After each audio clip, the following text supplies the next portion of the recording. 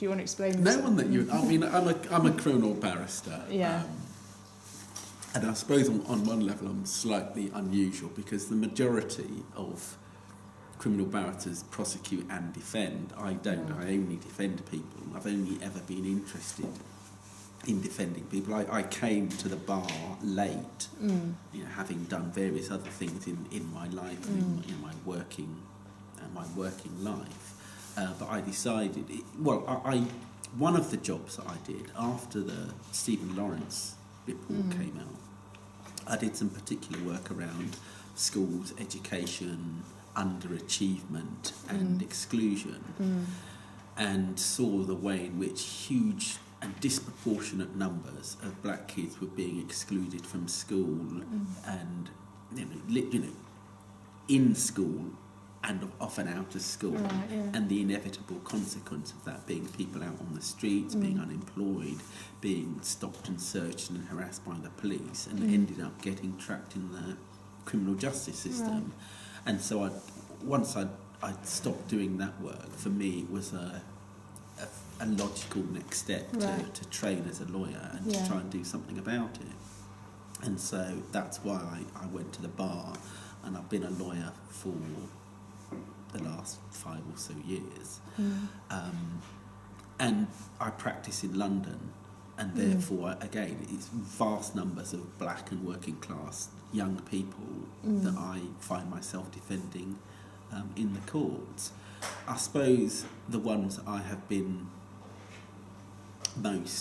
the cases that I've been most proud of has been the ones where we were defending people who were caught up in the riots in 2011, because I think the riots were not just criminality pure and simple as the government and various pundits and media commentators tried to claim, but it was a revolt against the poverty and desperation and exclusion that so many black and working class people experience.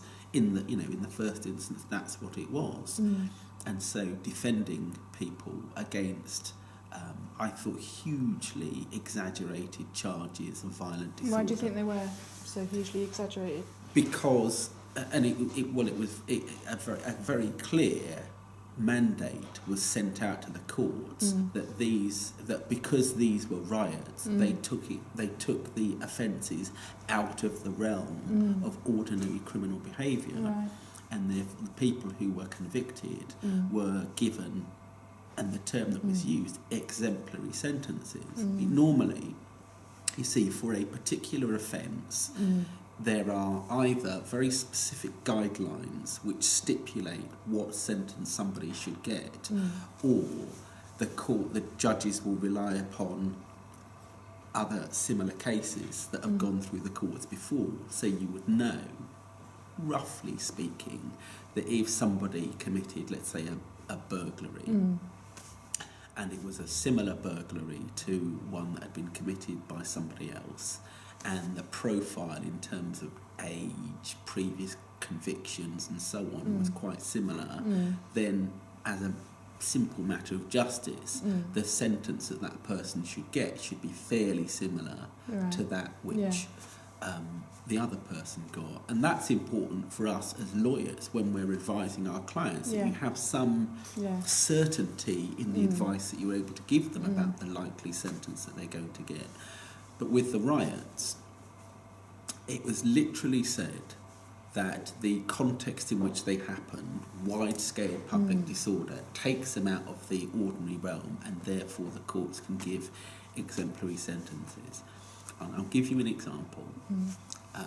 Somebody who I represented, who she admitted that she had committed a burglary in the way, some of the looting that had taken place, that she had taken a flat screen television.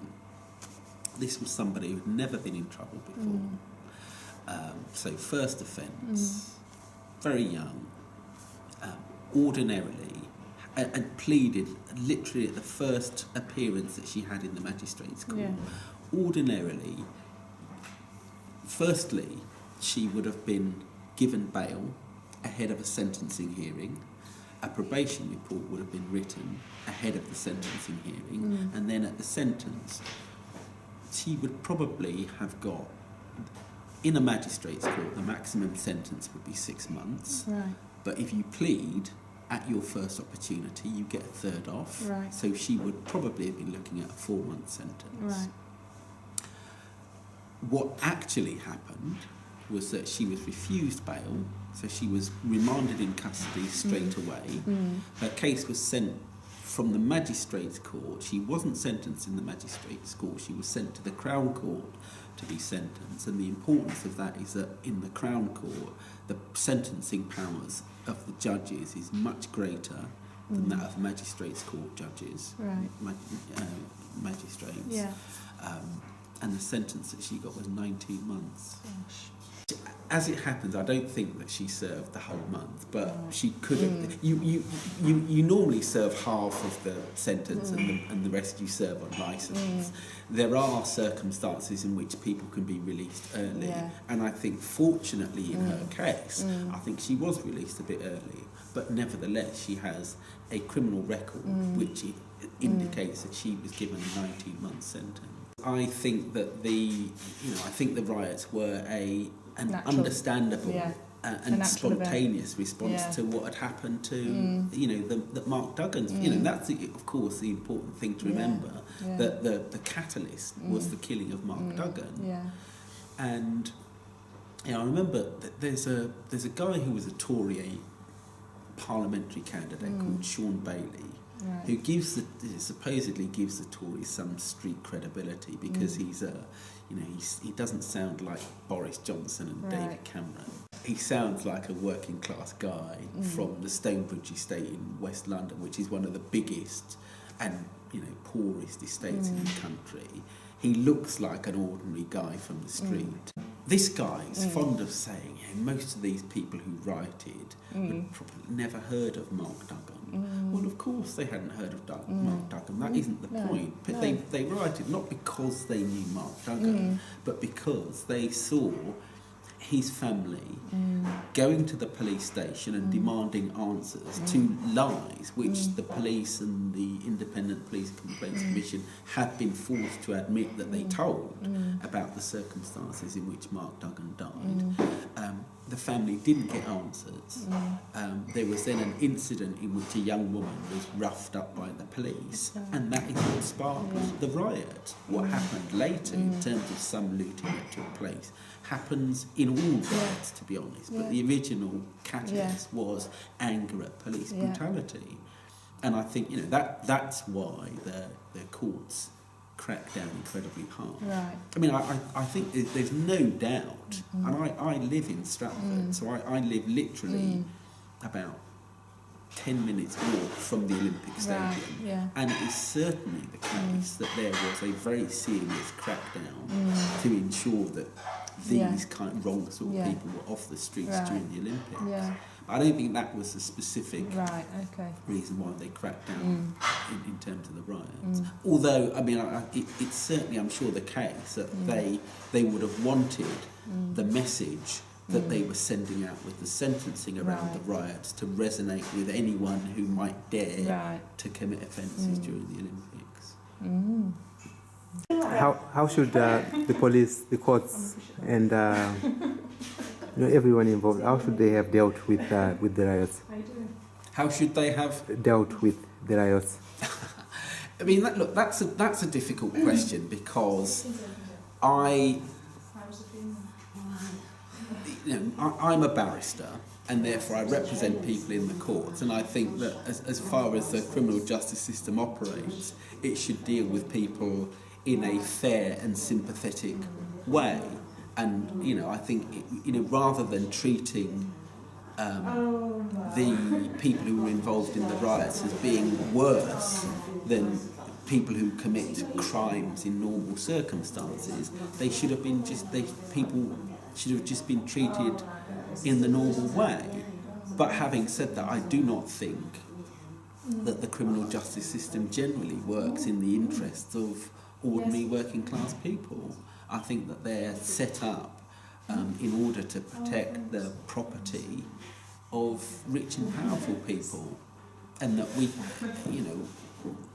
we can only, and people like myself, I think we have to try and represent ordinary people to the best of our ability, but the kinds of victories that we win in courts are small scale and individual rather than on a grand scale against a system which is set against the majority of people.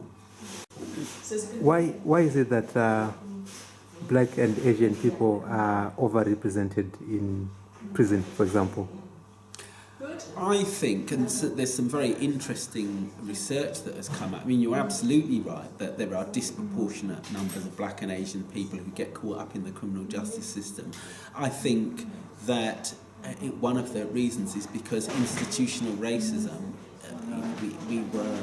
it was identified in the Stephen Lawrence inquiry report back in 1999, but has never been seriously and properly addressed. And therefore I think the police quite deliberately, there's absolutely no doubt about this, that they deliberately stop and search disproportionate numbers of black and Asian people, that they disproportionately end up being charged by the Crown Prosecution Service, disproportionately end up being convicted of offences and therefore ending up in the prison system. I think that it's a consequence of two things. It's a consequence of institutional racism, but also it's a consequence of the fact that disproportionate numbers of black and Asian people are poor, unemployed, and therefore likely to be harassed and bullied on the streets. What should be done about it? As I say, I think that these injustices have to be exposed. I think we have to do what we can to build campaigns against them. I think every campaign against deaths in custody, police harassment and bullying, campaigns to expose levels of police surveillance of campaigns and so on, all of those things should be done, and there should be a fight to expose injustice in the criminal justice system. But I don't personally believe that real justice will come unless and until ordinary working class people, black, Asian and white, collectively fight for a different society which is not based upon inequality, not based upon exploitation, and doesn't require oppression in its different forms, whether racism, sexism, homophobia and so on, to exist.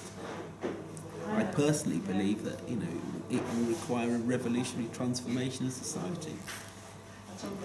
Thank you very much.